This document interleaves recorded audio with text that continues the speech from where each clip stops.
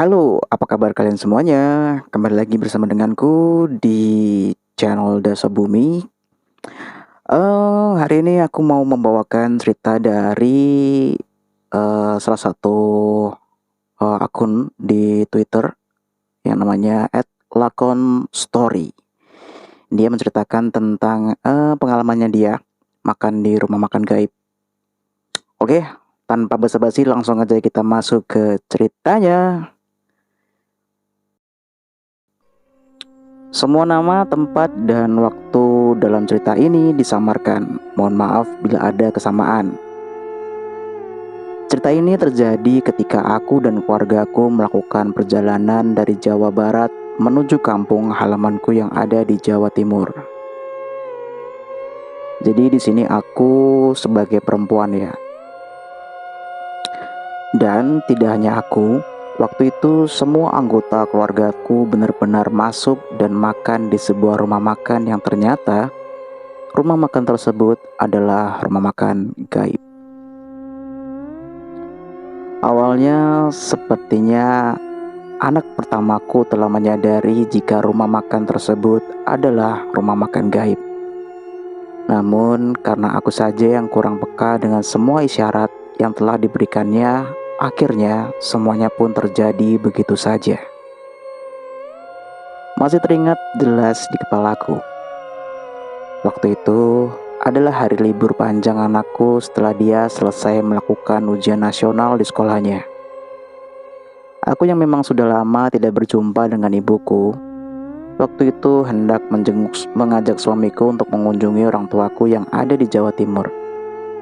Mas, mumpung Dio libur, ayo pulang ke Jawa Timur, ucapku memulai obrolan di malam itu. Kapan? Ucap suamiku singkat. Ya, kamu bisanya kapan?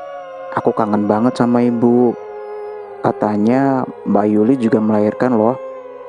Kan kita bisa sekalian jenguk dia, imbuhku. Iya, tapi aku atur jadwal dulu ya, Dek. Kerjaanku masih banyak. Mungkin minggu depan aku baru bisa, tapi ya gak bisa lama-lama. Gimana? Terang suamiku jelas. Iya mas, tapi kira-kira kapan biar aku telepon ibuku? Siapa tahu beliau nitip sesuatu, sahutku. Kalau kita berangkat Kamis malam gimana? Jadi nanti kita berangkatnya setelah aku pulang kerja. Terus Jumat dan Sabtu kita di sana dan Minggu malam kita balik ke sini. Kalau gitu kan Senin aku bisa kerja lagi. Terang suamiku jelas.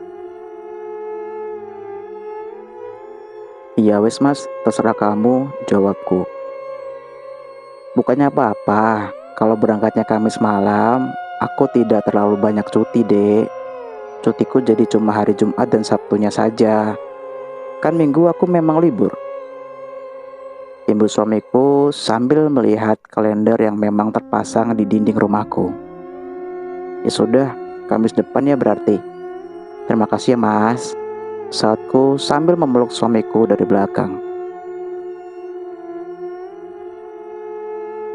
Dan akhirnya aku dan suamiku sepakat untuk pulang ke Jawa Timur pada hari Kamis malam di minggu berikutnya.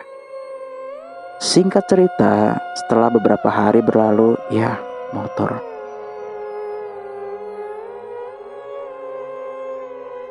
Oke, singkat cerita, setelah beberapa hari berlalu, akhirnya hari yang kutunggu-tunggu itu pun telah tiba.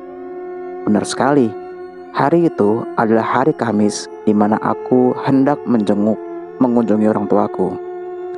Aku yang memang sudah lama tidak bertemu, waktu itu benar-benar menjadi sibuk mempersiapkan barang bawaanku yang nantinya akan kuberikan kepada orang tuaku. Aku kerja dulu ya dek, kamu siapkan semuanya. Jangan lupa bawa baju-bajuku dan barang-barang Lila.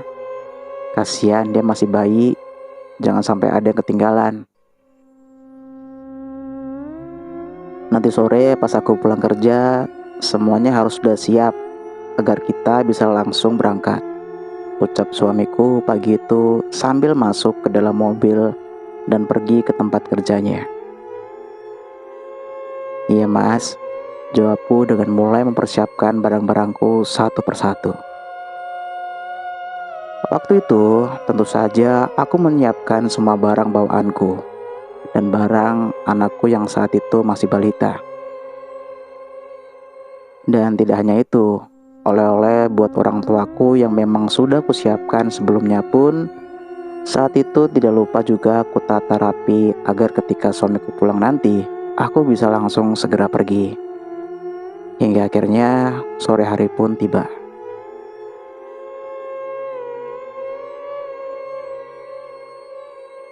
Sore itu sekitar pukul 5 sore, suamiku pun pulang dari tempat kerjanya. Dan seketika masukkan barang-barang yang memang sudah kupersiapkan sejak pagi. Mas, biar aku aja yang masukin semua barangnya ke dalam mobil. Kau makan dulu dan istirahat. Nanti habis maghrib kita berangkat ya. Kamu biar gak terlalu capek. Nanti kamu nyetir jauh loh, ucapku. Sudah, gak apa-apa dek. Kamu urusin saja baju Lila. Mudah-mudahan dia nanti gak rewel ya dek, saut suamiku dengan terus memasukkan semua barang bawaannya satu persatu. Dan singkat cerita, semua barang bawaanku sudah masuk ke dalam mobil. Aku dan suamiku berangkat menuju rumah orang tuaku sekitar pukul 6 malam. Sepanjang perjalanan tentu saja waktu kuhabiskan dengan mengobrol bersama suamiku. Hal itu memang sengaja kulakukan karena selain agar suamiku tidak cepat mengantuk, malam itu keadaan jalanan benar-benar sangatlah sepi. Dan tanpa terasa, waktu pun berlalu begitu saja. Pinggir jalanan yang awalnya masih terlihat padat dengan pemukiman penduduk, malam itu perlahan mulai sepi dengan tidak adanya rumah yang terlihat berdiri. Hingga akhirnya setelah beberapa jam kemudian, malam itu pun aku sampai di kawasan hutan yang jauh dari keramaian.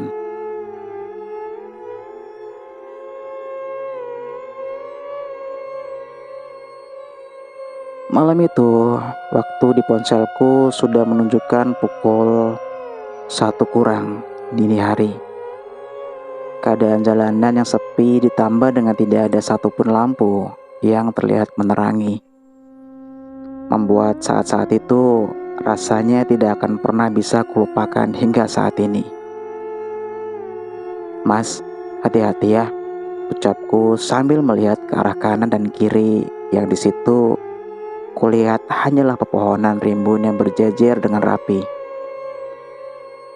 Namun untungnya, setelah beberapa saat berjalan, malam itu aku tiba-tiba melihat dari kejauhan ada sebuah cahaya kuning kecil yang mungkin kami semakin mendekatinya, ternyata sumber lampu redup tersebut adalah sebuah rumah makan yang sepertinya satu-satunya rumah makan yang ada di kawasan hutan tersebut. Mengetahui hal itu, suamiku yang sebelumnya diam, malam itu tiba-tiba mengajakku untuk mampir ke rumah makan tersebut. Karena aku pun tahu, suamiku sejak pulang kerja tadi masih belum makan sama sekali. Kita makan dulu ya dek, aku lapar nih, ucap suamiku tiba-tiba dengan mulai meminggirkan mobilnya dan berhenti tepat di depan rumah makan tersebut.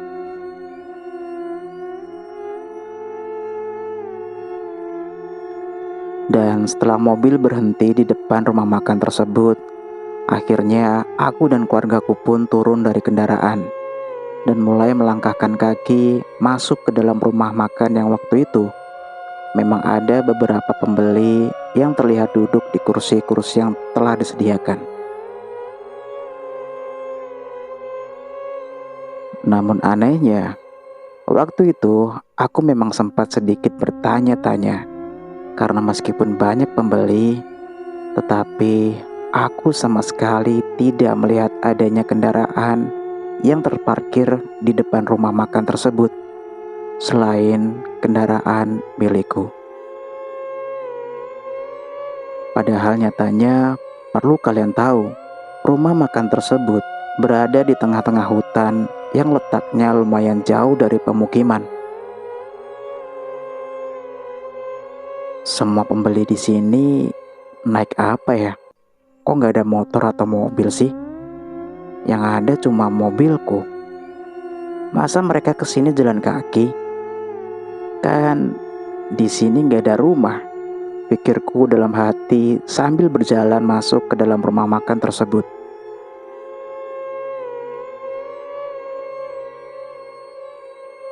Namun anehnya, belum selesai aku memikirkan semua itu, tiba-tiba aku dikagetkan dengan anak pertamaku yang saat itu tiba-tiba menarik bajuku.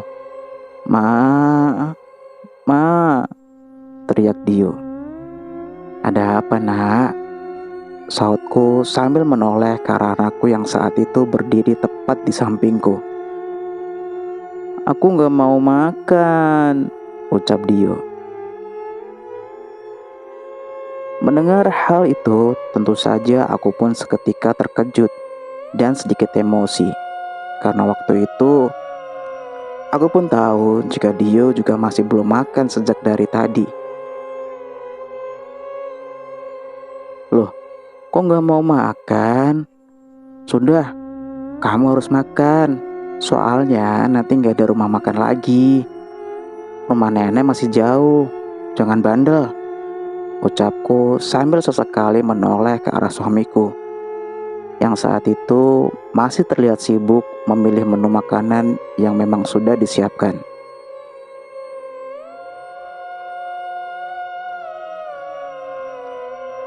Kau makan apa dek? Ucap suamiku. Ayam goreng saja mas. Oh iya, nih si Dio gak mau makan katanya, imbuhku. Mendengar ucapanku, suamiku yang sebelumnya sibuk memilih menu makanan pun waktu itu tiba-tiba berjalan menghampiri Dio dan mencoba membujuk Dio agar dia mau makan di tempat tersebut. Dio, kalau kamu gak mau makan, besok kamu pasti sakit. Kalau sakit, kamu gak bisa makan, gak bisa main lagi sama Yuna. Gimana? Katanya mau main sama Yuna. Kalau kamu mau makan, besok papa belikan mainan di rumah nenek ya, rayu suamiku. Namun anehnya, bukannya menurut, malam itu anakku malah terlihat diam sambil sama sekali tidak menjawab perkataan dari suamiku. Kok tumben dia jadi pendiam? Kan biasanya dia rewel dan suka banget ngomong, pikirku dalam hati. Kamu kenapa sih nak? Tanyaku kepada Dio. Dan lagi-lagi, bukannya menjawab, Dio malah terlihat diam sambil berlindung di belakang tubuhku dengan tangannya yang juga meremas rok panjangku. Mau makan apa? Ucap ibu-ibu tua pemilik rumah makan tersebut di sela-sela aku dan suamiku yang masih terus membujuk Dio. Anu bu, ayam goreng 2 porsi dan teh hangat 2 ya. Oh ya, nambah 1 porsi ayamnya, tapi dibungkus saja. Sepertinya anak saya lagi gak mau makan bu, terang suamiku sambil mendekati ibu tua pemilik warung tersebut. Dan anehnya, bukannya melayani dengan penuh ramah, waktu itu ibu-ibu tua pemilik rumah makan tersebut malah terlihat datar dengan tidak sekalipun tersenyum kepadaku.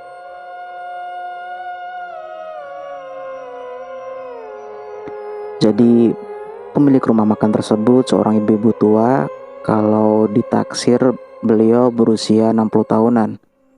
Kulitnya sawo matang dengan keriput yang terdapat di seluruh wajahnya. Dan tidak hanya itu, wajah ibu-ibu tersebut benar-benar datar dan dingin. Tapi setelah ku lihat-lihat dan ku ingat lagi, Semua pembeli di rumah makan tersebut juga terlihat datar dengan tidak sekalipun mengeluarkan kata. Semuanya terlihat sibuk memakan makanannya dengan sesekali melihat ke arah bayiku yang saat itu masih tertidur lelap di gendonganku.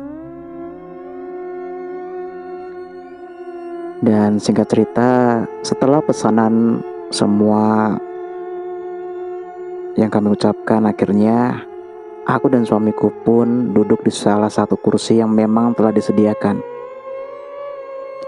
Waktu itu, sembari menunggu pesananku sampai selesai dibuatkan, tentu saja aku pun sesekali kembali melihat ke arah pembeli lain. Yang malam itu, semua pembeli tersebut benar-benar terlihat sangatlah aneh. Jadi, jangankan tertawa, berbicara saja, waktu itu tidak ada yang terlihat. Hingga akhirnya, meskipun keadaan rumah makan tergolong ramai, akan tetapi rasanya benar-benar terasa sepi, dengan tidak ada satupun orang yang terdengar mengeluarkan kata untuk berbicara. Yang terdengar waktu itu hanya suara jangkrik, ditambah dengan suara kipas angin yang terdengar terus-terusan berputar. Mengetahui hal itu, aku pun perlahan menarik baju suamiku sambil sedikit berbisik jika keadaan di dalam rumah makan tersebut sangatlah mencurigakan. "Mas, rumah makan di sini kok aneh ya? Semuanya pada diem," bisikku. "Aneh gimana?" "Ya gitu deh, semua pada diem kan ini sudah malam. Mungkin mereka sudah ngantuk," jawab suamiku pelan. Dan setelah mendengar penuturan suamiku pun, aku akhirnya diam dengan mulai kembali menyelimuti bayiku yang waktu itu masih dalam keadaan tertidur lelap. Namun anehnya, belum selesai aku menyelimuti bayiku, tiba-tiba aku dikagetkan dengan suara suamiku yang terlihat terkejut sambil memandangi ponselnya. "Loh, Dek, masa ini sudah jam 5 pagi sih?" ucap suamiku sambil menunjukkan ponselnya ke arahku. "Hah? Yang bener?" sahutku sambil ikut membuka ponselku. Dan setelah ponselku dihidupkan, malam itu aku benar-benar sangat terkejut karena malam itu waktu di ponselku benar-benar sudah menunjukkan pukul 5 pagi. "Loh, kok sudah jam 5 pagi sih? Perasaan tadi masuk rumah makan ini masih tengah malam deh," ucapku sambil terus mengotak-ngatik ponselku. Namun anehnya, belum selesai aku kebingungan dengan semua itu, tiba-tiba ibu-ibu pemilik warung itu pun datang menghampiriku dengan membawa makanan yang memang sudah lama kami tunggu-tunggu. "Terima kasih, Bu," ucapku pelan. Dan lagi-lagi, waktu itu ibu pemilik warung tersebut hanya diam dengan tidak sekalipun menjawab ucapanku. Mengetahui hal itu, aku pun mencoba tidak lagi memperdulikannya dan mulai mengajak suamiku untuk makan makanan yang ada. "Sudah mas, jangan dipikir dulu. Mungkin jam di ponselnya yang konslet. Kau makan dulu ya," ucapku sambil perlahan memberikan piring yang ada di depanku.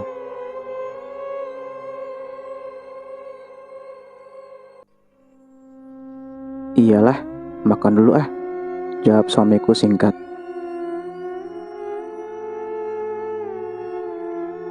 Tapi anehnya, ketika aku makan makanan yang memang sudah aku pesan, aku kembali terkejut.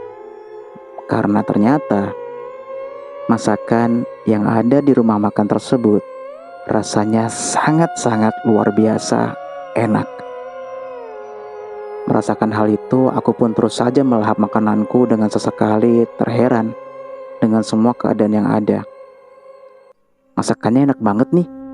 Pantesan rumah makan ini ramai, pikirku dalam hati, sambil mengarahkan pandanganku ke arah anak pertamaku.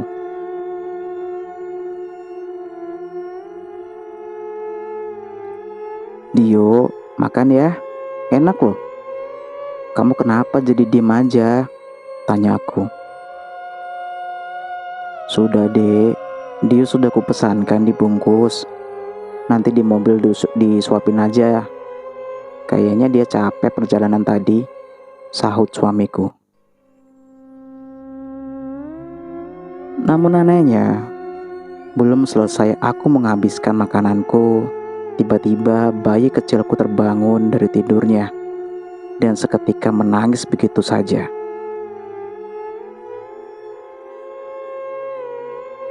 Dan tidak hanya itu, tangisan bayiku waktu itu juga tiba-tiba histeris dengan aku yang sama sekali tidak tahu apa penyebabnya.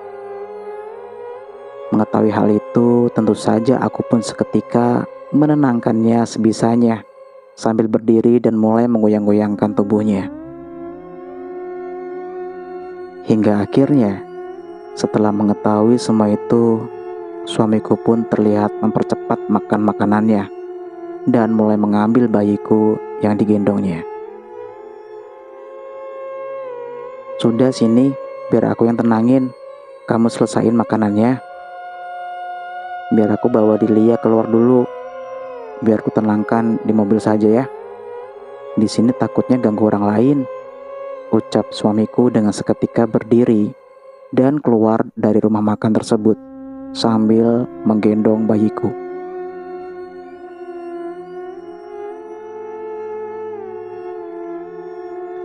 Dan setelah suamiku pergi, tentu saja waktu itu aku di dalam rumah makan tersebut hanya bersama Dio, yang waktu itu masih saja diam dengan tetap tidak mengeluarkan sepatah kata. Di situ, aku terus menghabiskan makananku yang tersisa hanya setengah saja. Dan tidak hanya itu, aku juga sesekali melihat ke arah pembeli lain yang anehnya, mereka terus saja memakan makanan yang ada di depannya tanpa terlihat berhenti. Dari tadi kok gak selesai-selesai sih orang-orang ini? Pikirku dalam hati dengan sesekali mengarahkan pandanganku ke arah beberapa pembeli lain yang ada di rumah makan tersebut.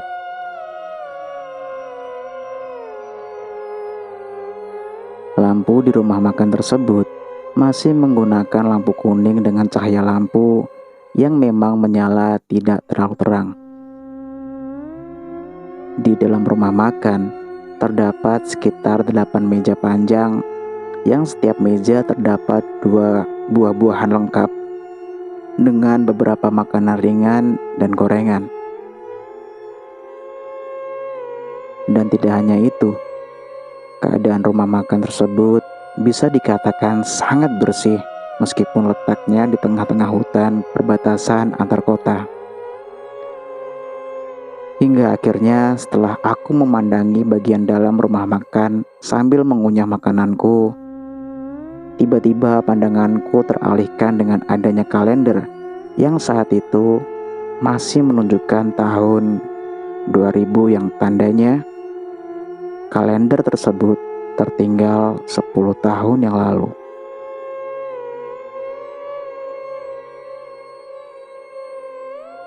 Kalendernya kok masih tahun 2000 sih? Apa memang sengaja gak diganti ya? Pikirku.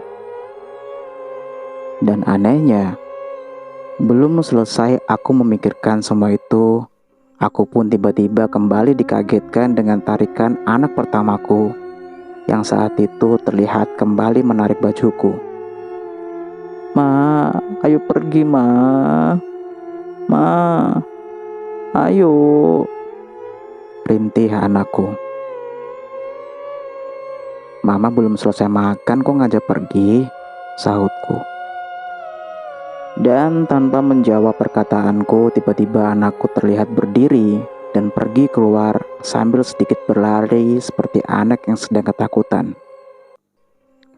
Mengetahui hal itu, Aku pun mencoba bersikap biasa saja karena aku pikir dia waktu itu sedang menuju ke arah mobil yang ku tahu. Di situ masih ada suamiku yang sedang memenangkan bayi kecilku. Dan singkat cerita, setelah aku selesai menghabiskan semua makananku, aku pun seketika menuju ke arah kasir rumah makan tersebut, sambil kembali melihat ke arah beberapa pembeli lain yang masih saja terus memakan makanannya.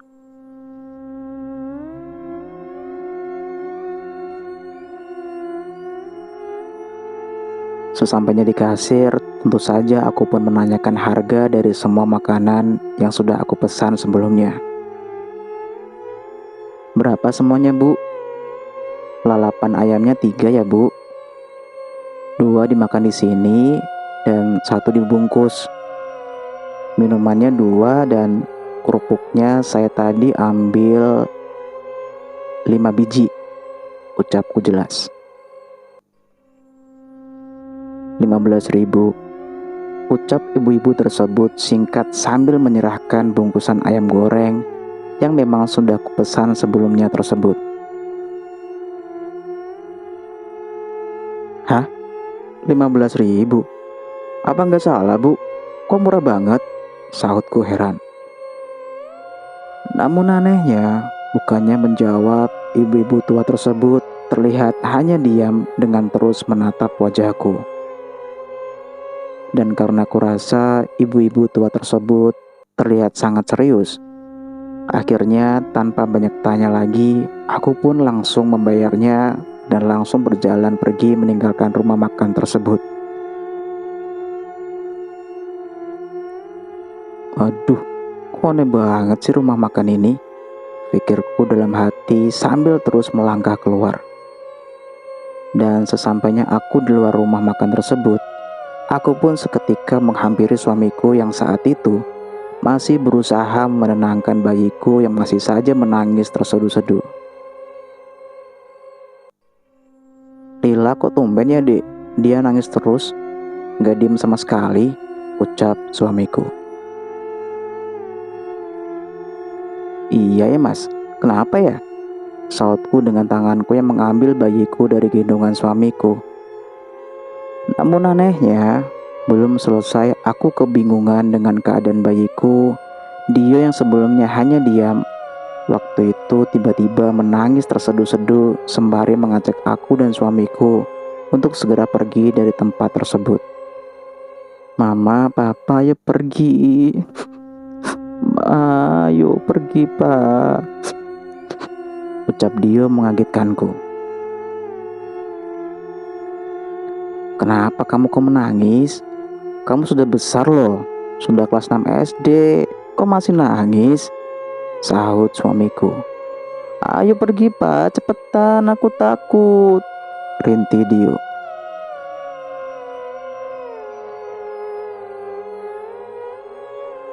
Dan karena kami rasa malam itu anakku sedang melihat sesuatu, akhirnya suamiku pun bergegas menjalankan mobilnya dan kami pun pergi meninggalkan rumah makan tersebut. Sepanjang perjalanan setelah dari rumah makan tersebut, bukannya diam, bayiku benar-benar seolah tidak bisa berhenti menangis. Dan tidak hanya itu, Dio yang biasanya jarang sekali menangis, waktu itu tiba-tiba juga ikut menangis histeris.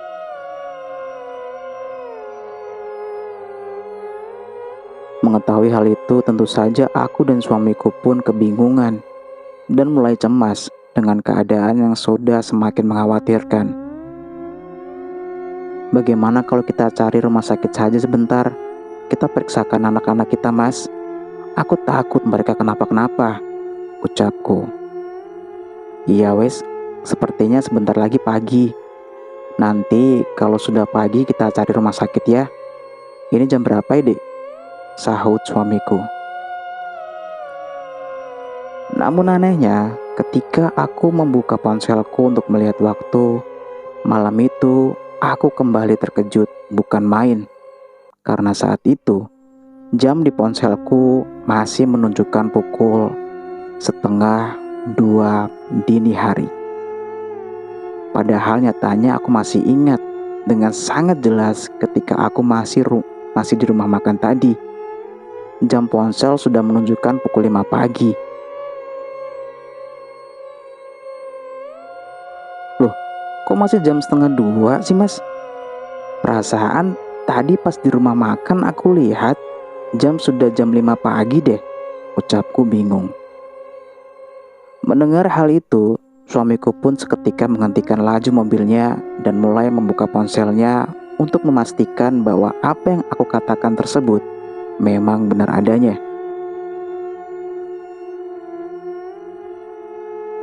Loh, kok masih jam setengah 2 sih?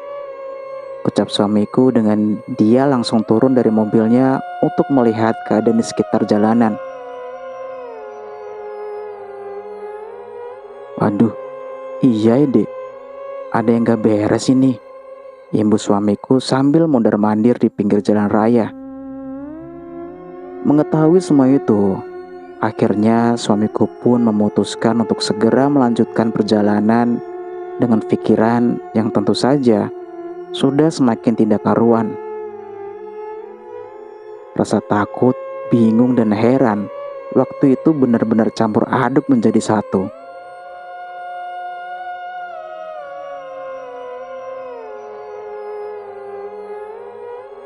Singkat cerita, setelah beberapa jam berjalan, aku dan suamiku pun akhirnya berhasil keluar dari kawasan jalanan hutan dan mulai masuk ke area perkotaan. Di situ, kami segera berhenti sejenak sambil kembali memikirkan kejadian yang sudah kami alami. Namun sayangnya, kedua anakku yang masih saja tidak bisa berhenti menangis. Akhirnya kami pun memutuskan untuk mencari rumah sakit atau klinik terdekat agar kami tahu apa yang sedang terjadi oleh kedua anak kami. Dan akhirnya, berbekal Google Maps yang ada di ponselku, sekitar pukul 7 pagi, aku pun sampai di sebuah rumah sakit kecil yang ada di pinggir jalan. Di situ tentu saja, aku segera memeriksakan keadaan anakku karena aku khawatir jika terjadi sesuatu. Dan anehnya, menurut keterangan dokter, anakku waktu itu tidak mengalami apapun. Bahkan, dokter saat itu juga terlihat sedikit kebingungan dengan keadaan kedua anakku yang terus saja menangis histeris, seolah sedang disakiti oleh seseorang. Hingga akhirnya, setelah aku menceritakan semua kejadian yang telah aku alami semalam, dokter pun mulai paham dan mengatakan jika kedua anakku terkena gangguan non-medis. Iya, gangguan non-medis. Di situ, aku dan suamiku pun seketika lemas dan memutuskan untuk kembali melanjutkan perjalanan menuju rumah orang tuaku agar anakku segera mendapatkan bantuan. Semua itu memang sengaja kulakukan karena aku pun juga tahu sepertinya sakit seperti ini bisa disembuhkan oleh ibuku. Dan seiring berjalannya waktu, akhirnya waktu pun menunjukkan pukul 3 sore. Aku sampai di rumah ibuku tidak dengan bahagia, namun dengan keadaan bersedih karena keadaan kedua anakku. Di situ, anakku seketika dirawat dan diobati oleh ibuku dengan obat-obatan dan doa-doa Jawa yang aku pun tidak tahu apa artinya. Keesokan harinya, setelah dia berhasil sedikit tenang, aku pun perlahan mencoba menanyakan apa yang sebenarnya dia lihat di rumah makan semalam.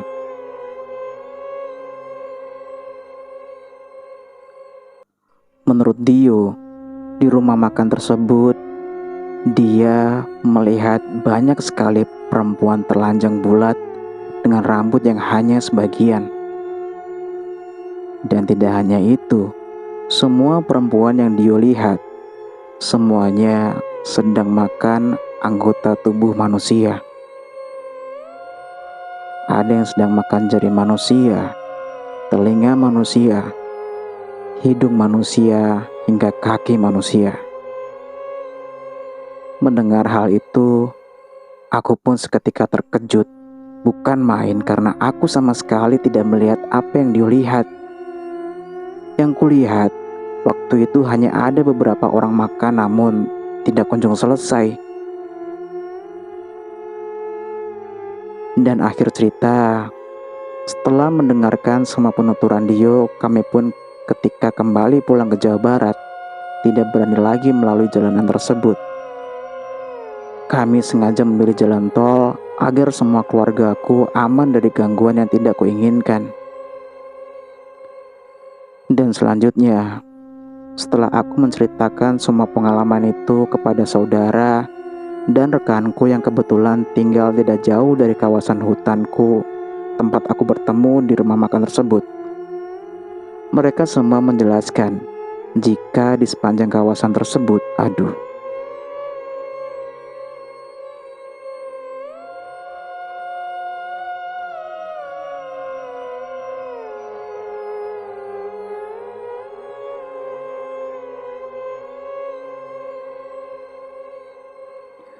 mereka semua menjelaskan jika di sepanjang kawasan tersebut sama sekali tidak ada rumah makan yang seperti aku ceritakan.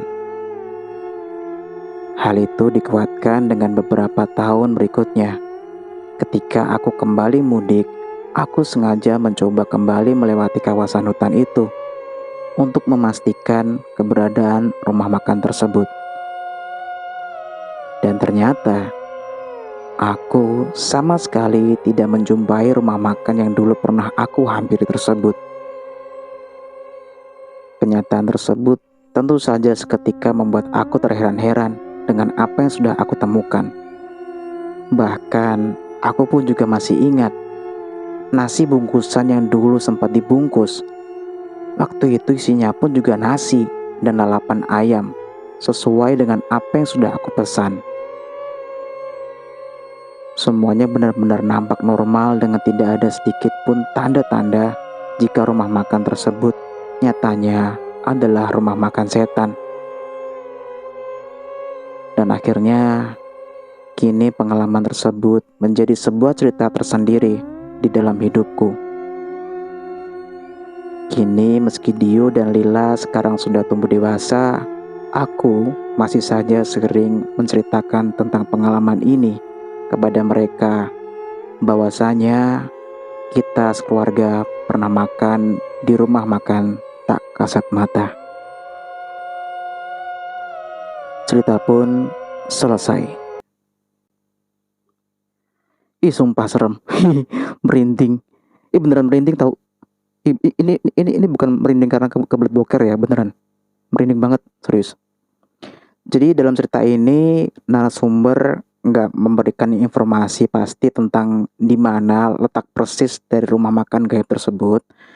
Tapi kalau digali-gali lebih dalam, kita menduga jika letak rumah makan gaib tersebut ada di kawasan Alas Roban. Ada yang tahu Alas Roban di mana? seriusan loh, ini serem banget serius. Oke, cerita ini buatku cukup seram. Bukan cukup seram sih, serem. Bagaimana dengan kalian yang mendengar ceritaku? Apakah juga ikut merinding? Tulis di kolom komentar ya. Dan cerita ini pun berakhir ya. Semoga kalian suka dengan cerita yang aku bawakan kali ini. Jangan lupa klik komen. Jangan lupa klik subscribe, like, dan comment. Udah ya. Bye.